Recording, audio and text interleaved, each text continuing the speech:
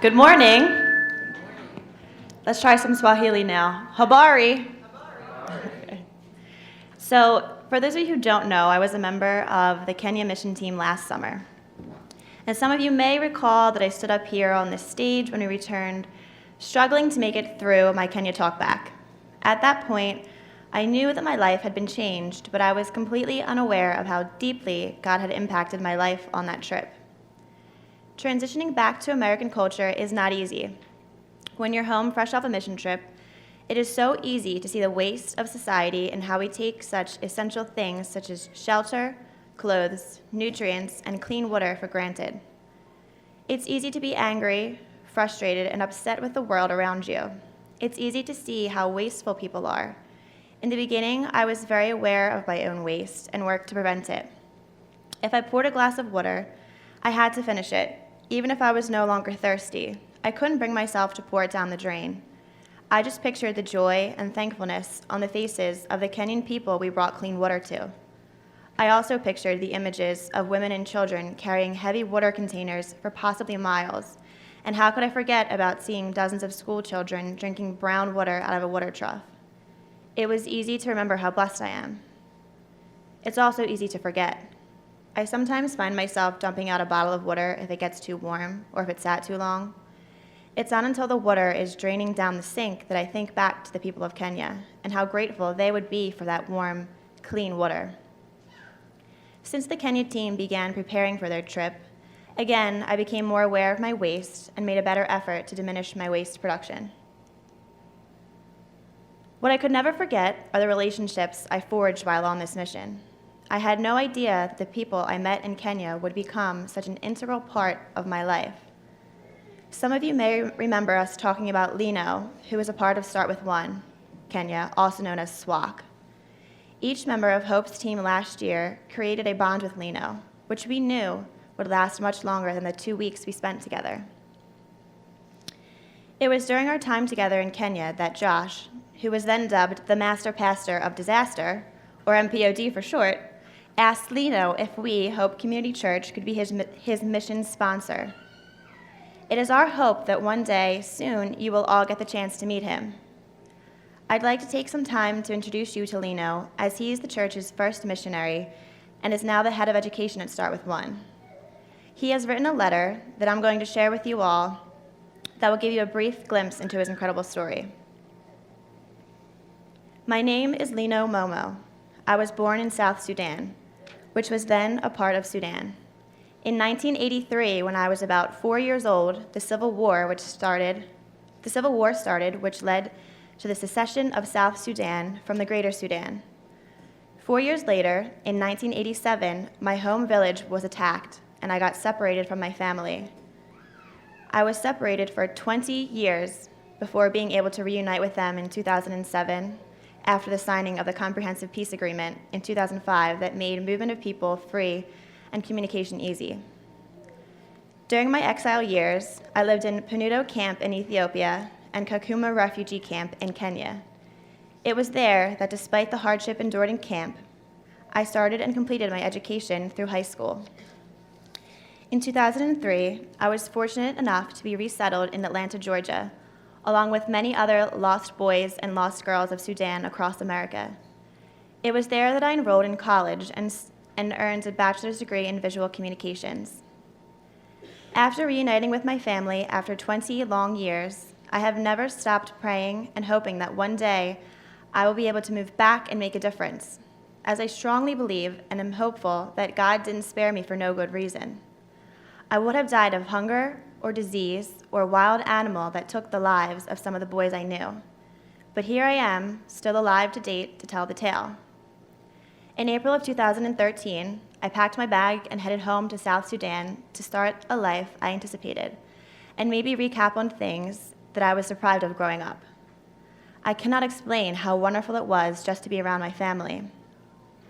However, before I could reestablish myself and begin the life I had envisioned, another round of war broke out in my country, shattering all my dreams. I'm left with nothing but to question the purpose God has for me on this planet Earth.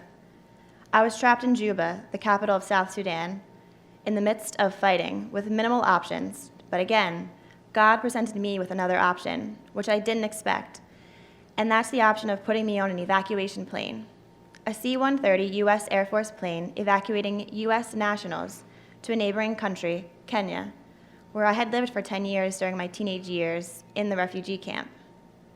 While on that rescue plane, my heart was filled with emptiness, bitterness, and hopelessness. I didn't know what to do and where to start, but part of me told me to surrender everything to God, whose timing is different from mine. And indeed, 3 months after my evacuation, he opened another door for me here in Kenya. He blessed me with an opportunity to work with Start With One Kenya, a nonprofit organization dedicated to changing lives one at a time. So when we were in Kenya last year, we didn't know this story until about midway through our second week together. And hearing Lino describe the details of his journey had us all on the edge of our seats with our jaws dropped to the floor. He is truly one of the most upbeat and happy people I've ever met.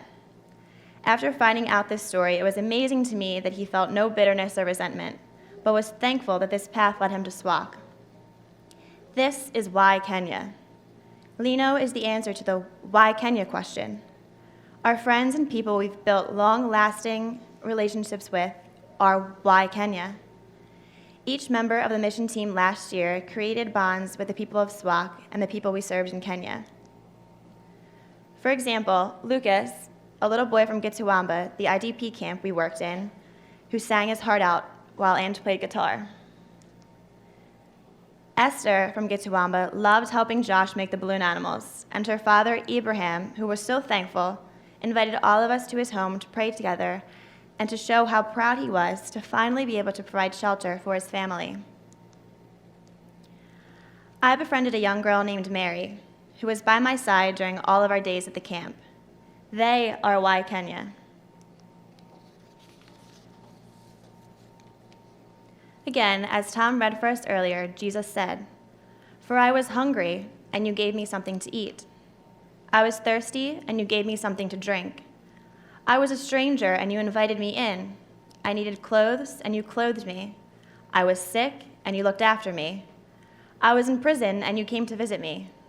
Then the righteous will answer him, "Lord, when did we see you hungry and feed you, or thirsty and give you something to drink? When did we see you a stranger and invite you in, or needing clothes and clothe you? When did we see you sick or in prison and go to visit you?" The king will reply, "I tell you the truth, whatever you did for one of the least of these brothers and sisters of mine, you did for me." Jesus calls us to go to the ends of the earth, to be his hands and feet, and serve his people.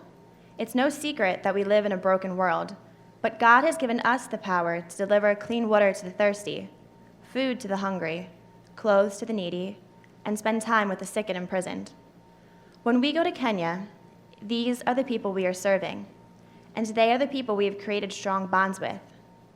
In speaking with Josh while preparing to share with you today, he said, "The people we serve in Kenya aren't strangers to us. Right here at home and abroad, ministry is always most effective in the context of personal relationships." I was informed yesterday by Josh that Ibrahim is now pastoring at a little congregation in Gituwamba and that Esther is doing very well. Ange told me that when Lucas saw her yesterday, he ran right over to her and gave her a big hug.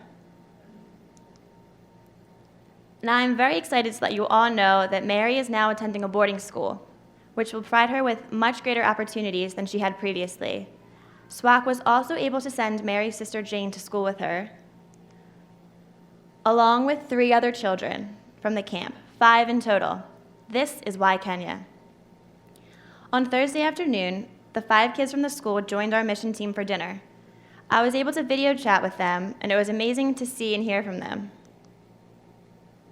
Last year, our verbal communication between Mary and I was very limited because of the language barrier.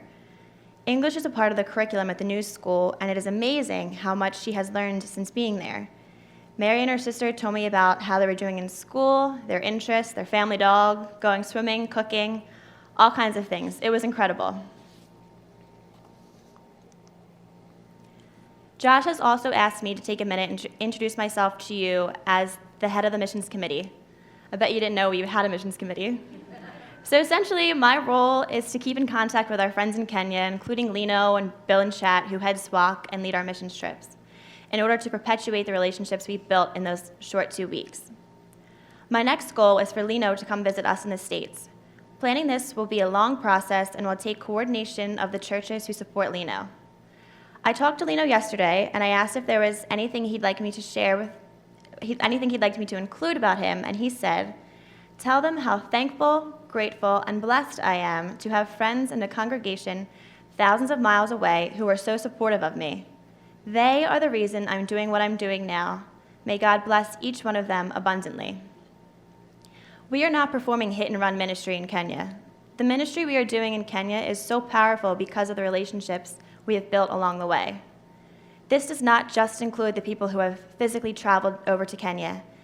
Anyone who has supported the mission team in any way has a stake in these relationships as well. For all the lives that have been changed in Kenya, those who have traveled to Kenya will also be changed in a profound way. This is the power of relationships, the power of God, and the even more powerful relationship with God. Please join me in prayer.